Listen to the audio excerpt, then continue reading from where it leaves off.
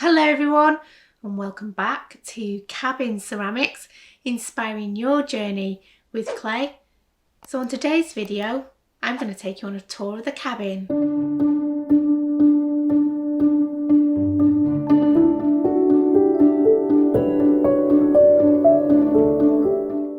So this is where I do a lot of my illustrations actually. So here's some work in progress. I've got this interesting vessel with some sgraffito, a diamond core tool.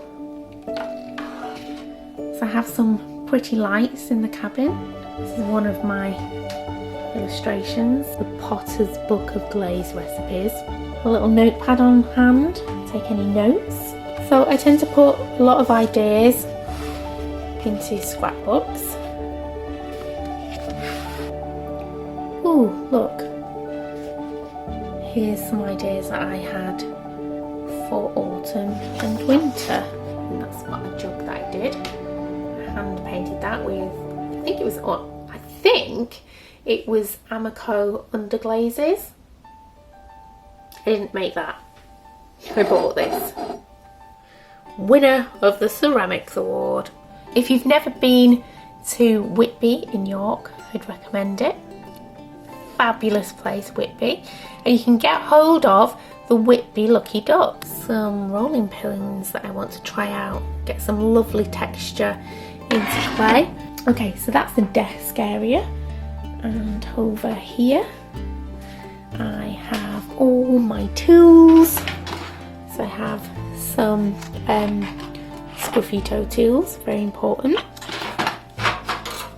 clay knife, and then lots of different things like hake brushes. So a lot of things for decoration, some wooden tools, just all sorts of tools in there.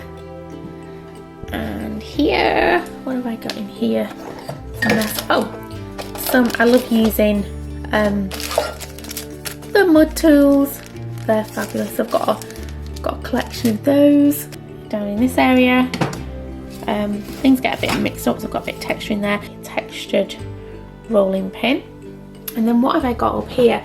Oh yeah, so when people come and do workshops, I put a lot of my work on display for people to buy. So that's one of my pieces. Not got much on here at the moment, and that's because it was the Christmas period, so lots of people have come in and bought some of my pieces. I do have some pumpkins left in this corner here. So this area, if I move back, it's my beautiful cabinet. So this is a Welsh cabinet. It's really pretty. So this is where I store a lot of my equipment. So I have a lot of my Scava products in here. So what have I got? What have I got in the cupboard? So some Scava rose porcelain casting slip, some of the Amico celadon glazes, got another one here, the lilac one, and then a lot of the Amico underglazes as well. Watercolours, Amico watercolours are fab. Some stains as well, these are great, these nano stains from Scava. And then I'll store some bits of clay in here as well. So the clay actually are samples that I've got that I've not tried yet. So I tend to use a lot of porcelain and things like paper clay. So what we would call mid to high firing clay. So I'm going to do a demonstration on the different types of clays. So in this area I have a lot of my cookie cutters, things like porcelain slip. I've got my table here for when I'm rolling out clay and building clay, so whether I'm making my vessels, my tea light holders. This is a fantastic table, great wood table. This table also extends, so it goes much bigger. So if I'm doing any workshops in here, so I'm just going to step right back into the corner. If I'm doing any workshops, I can move loads of things out of the way, extend the table, and then I can get 2 people in here doing a workshop. So I did that for Christmas, and people came and made some wonderful porcelain Christmas decorations, which they all loved. But I love this space. It just fills me with happiness. What I forgot down here, oh yeah, I use a lot of foam templates. I just find it much easier when I'm making my work to, you know, roll out a slab and use templates in my hand building. And I truly recommend that you go and watch the video that I did on a vase that I did using a template. What do I have in my drawers actually? These are things that I'm going to be making and that I've collected because I like to make a lot of moulds. So I look at different forms that I like. So this one here, which is one of my favourite forms that I make, is made from a plaster mould, which will be probably, knowing me, it's at the bottom of there. Can you see it? There's all my moulds. I've got quite a few actually that I've made. I'm in the process at the moment there of making a milk bottle. So I'm probably going to do a video this year on mould making, because you can make some fabulous moulds. So what I've been doing is collecting just different bottles really. Oops. Different bottles that I'd like to make a mould of. I reckon that honey jar would make a fabulous mould as well. So I'm always collecting things. So if you are a bit of a mould maker, you should always go around, when you see something you think, oh gosh, that'd make a really great mould, just pick it up, because you'll find that some things are just a few pounds.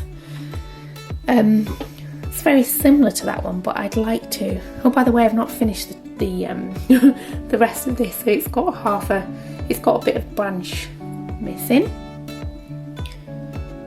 So yeah, so this is quite cute.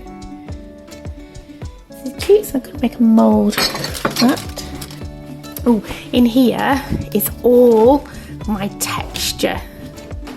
So I have this really nice mould from Marvellous Moulds that creates a really nice knit effect, and then I have lots and lots of doilies.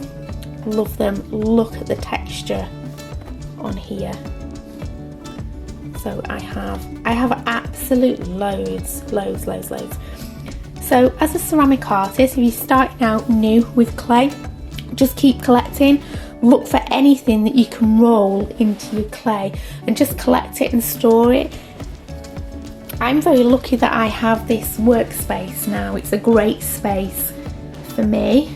When I first started out with clay, I was just on the kitchen table, like I think most people are. But it's great now that I've moved to this space, so it's my own space, so I can just get on with working on whatever project that I need to do, and then I can just leave it. So what else have I got in here? What other goodies? Oh yeah, all my stamps. I just go around collecting just loads of different stamps. So I've got a snowflake there. Have yourself a very merry, what's that say? Have yourself a merry little Christmas. It's a bit late for that, isn't it? Oh, this one's nice.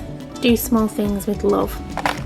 And the main thing that you'll see in my work is that I use a lot of flowers to press into the clay. So this is gypsy grass. Okay, so I hope you have enjoyed this part of the tour.